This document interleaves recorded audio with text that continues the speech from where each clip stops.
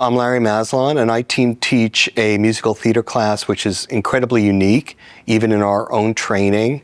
It's in a student's third year, and it's team taught with myself, T. Oliver Reed, who's a major Broadway performer, and Larry Bud Yerman, who's our accompanist extraordinaire. And basically the idea is, instead of just doing a song, we look at three kinds of musicals that graduating students might be likely to be in, even if you don't sing, so they can experience the style. So we might do a classic Golden Age musical like Guys and Dolls and Bye Bye Birdie. We always do a Sondheim. We've done almost all of his works. And then we'll do something contemporary like Hadestown or Hamilton. So you get a sense of how musicals are different, but we do kind of like a mini version of each score, so students can understand how characters evolve, not just with lyrics, but also with how the music teaches them to play character. So I teach a pretty unique class called the Now of Then. It's over the course of 3 semesters.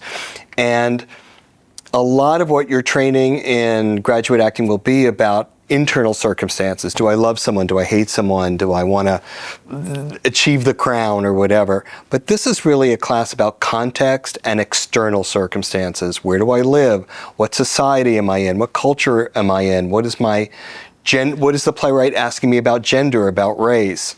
And I always say that this is that little DeLorean from Back to the Future, which sends them into the future, or in the sequel, back into the past.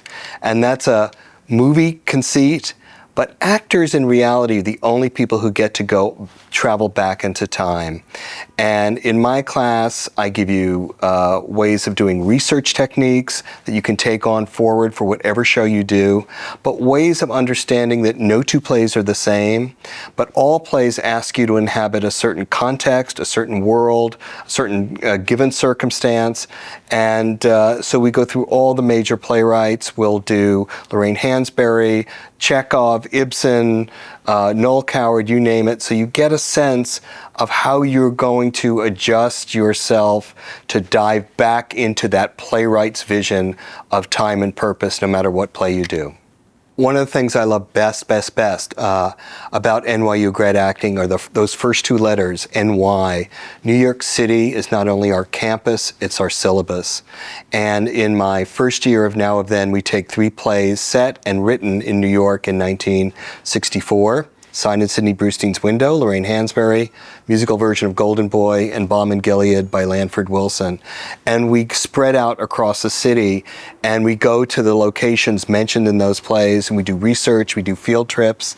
And that's unique because it's so exciting to see how our students, who are from all over the world, meet this vibrant, ever-changing, ever-historical place called New York City. So I've taught for 30 plus years, and the world changes. The world changes all the time, and our students change all the time. And if you're doing what I'm doing in particular, is trying to get students to find themselves in the context of other works that were written in the past, in some cases thousands of years in the past. If it's, say, a Greek play, you are always evolving. You're always trying to, on one hand, keep the centrality of what is true about the past, but also grab the excitement of students in the present, where they're coming from, what their attitudes are, what their preferences are. So hopefully you can mix the two and you can move on to the future.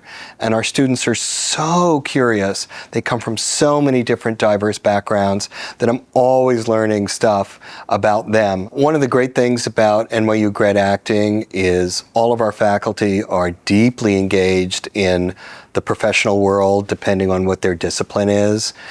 And I'm very involved with musical theater on the contemporary platforms. I've written a bunch of books. I've done documentaries on TV. I have a weekly radio show on NPR about Broadway. And I love bringing my tastes into the classroom and see how they are embraced or not. That's really useful to have that dialogue with students. And I like to say I think I have a very good ongoing relationship with our current students and our alums, where if I need somebody to do be in a review or to help me with a podcast or just to go work on something, I'm always using NYU alums. I'm really proud of the fact that our education here, my personal education with my things I love, does not stop at graduation, but just keeps going and going and going. And some of the best professional experiences I've ever had are with our alums.